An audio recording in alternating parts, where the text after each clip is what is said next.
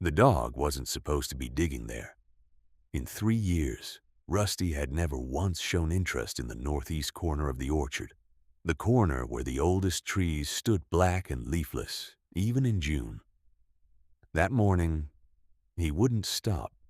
He circled the same spot 3 times, whined, then dropped his shoulder into the dirt like something underneath was calling to him. Walter Hensley set down his pruning shears, irritated. "Rusty, off." The dog ignored him, paws flying, dirt spraying in a steady arc.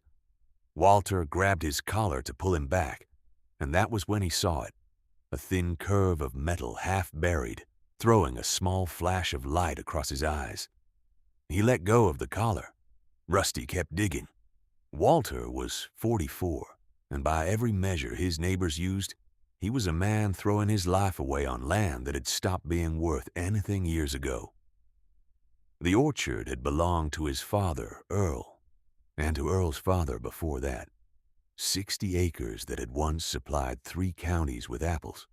Now most of the trees were dying, choked by a blight nobody could fully explain, and nowhere was it worse than in this one stubborn corner, where nothing had grown right and longer than anyone could remember. "You could sell that ground to the Bramwell Company tomorrow," Dale Peterson told him one afternoon at the feed store. Not unkindly, just tired of watching a good man dig himself into a hole. "They'd pay you enough to start over somewhere the dirt doesn't hate you."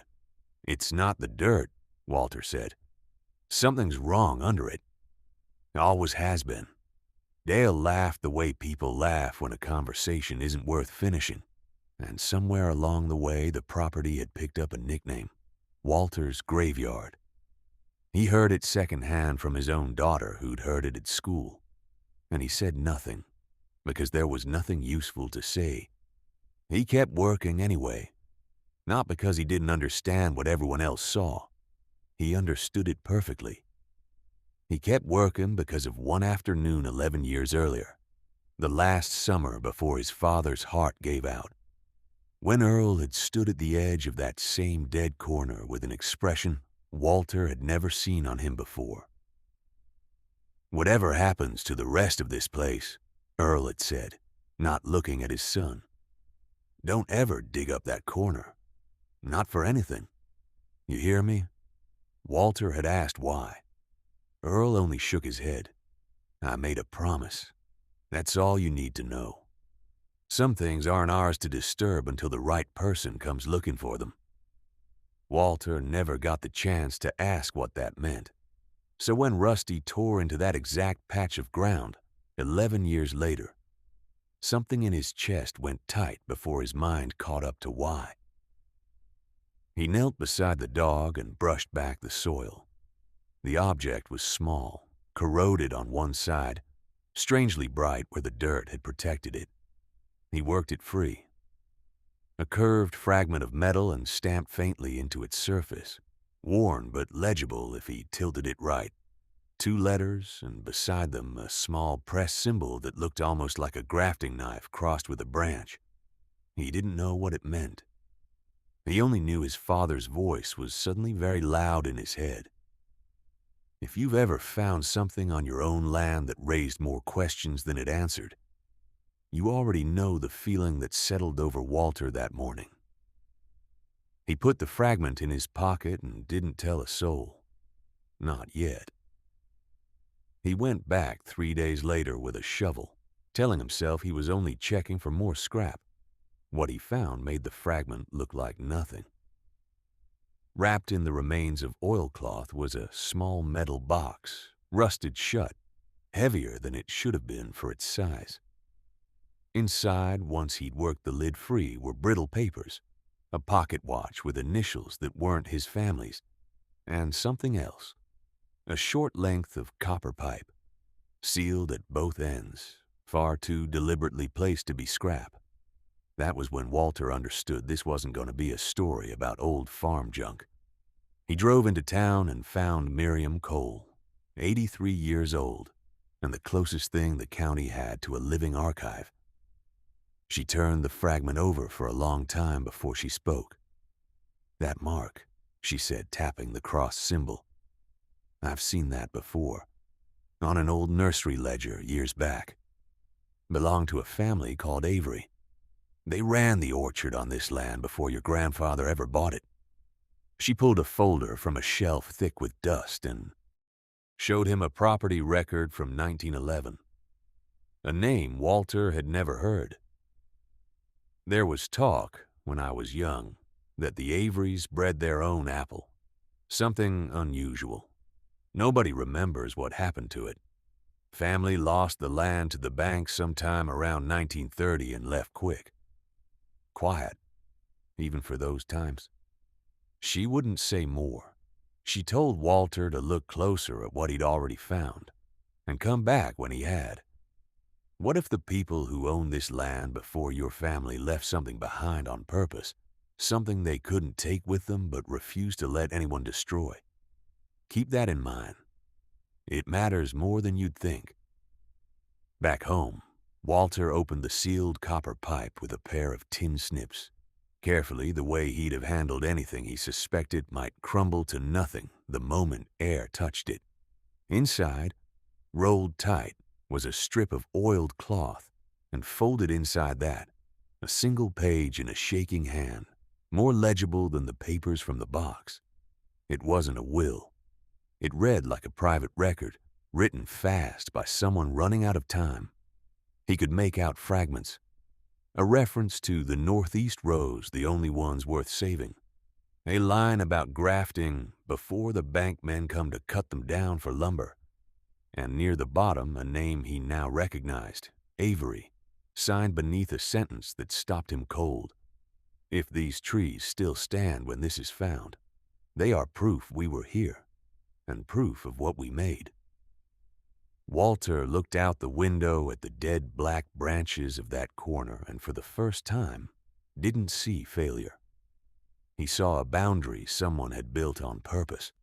He went back to Miriam 2 days later, and this time he brought her the copper pipe instead of a question. She read the fragment slowly and then set it down with unsteady hands. There were always rumors the Averys had bred something, she said. A variety nobody else had. If the bank was going to seize the orchard as collateral, cutting the best trees for timber value would have been standard practice back then. People buried what mattered when banks came knocking. Money. Deeds. She paused. Sometimes trees. Walter didn't understand at first. Then it hit him. Not treasure buried under dead trees, but something buried to save the trees themselves. Cuttings, rootstock, whatever a family protects when they know they're about to lose everything and might never get it back. He thought he had it figured out. He thought the Averys had hidden their savings out of fear of the bank. And that was the whole story. He was wrong, and the next discovery proved it. If you'd found out your family's dying orchard was hiding a 100-year-old secret, would you have kept digging? Or let it stay buried the way Walter's father wanted? Tell us what you'd have done, because Walter wasn't done digging, and neither is this story. He hired a friend who did small excavation work, careful and quiet, and they went back into that corner properly. A few feet past where the box had been, the shovel struck something solid and unmoving. Not another container, but a shallow, stone-lined trench, packed with what turned out to be broken drainage tile and a corroded length of buried copper piping, far older and far more extensive than the short sealed section Walter had already found. Miriam, when he described it, went quiet for a moment. "That's not a hiding place," she finally said. "That's an irrigation system. A homemade one, and copper piping like that. Buried and left to rot for 100 years. Will leach into soil for generations. It could easily be what's been poisoning that corner ever since." It wasn't a curse. It wasn't a coincidence. It was a century-old piece of the Averys' own ingenuity, abandoned mid-installation, slowly killing the very trees it had once been built to save. But that still didn't explain the buried container, or Earl's warning, or why his father had known enough to be afraid of that ground his whole life. The answer came from a source Walter hadn't expected. Going through his father's old toolbox, looking for something else entirely, he found a folded note tucked beneath the lining in Earl's handwriting, dated decades earlier. It wasn't long. It named an old man Earl had worked for as a teenager, doing labor on a neighboring property, before Walter was even born. A man named Thomas Avery, the last living descendant to have grown up on this land before it was sold. The note said only that Thomas had once shown a young Earl the corner, sworn him to silence, and made him promise that if it was ever found again, it should go to whoever could prove they belonged to that family. Earl hadn't known what was buried. He'd only known it mattered enough for an old man to cry describing it. Everything Walter had believed about his father's warning shifted at once. Earl hadn't been protecting a secret because he understood it. He'd been keeping a dying man's request for 40 years without ever fully knowing why it mattered, because a promise was a promise, and that was the kind of man Earl Hensley had been. Working with Miriam and the county clerk, Walter spent the following weeks tracing the Avery line forward.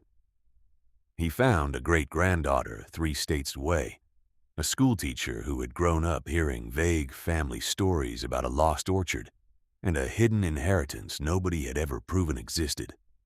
When Walter read her the line about trees still standing as proof of what they'd made, she went silent on the phone for a long moment before she spoke again.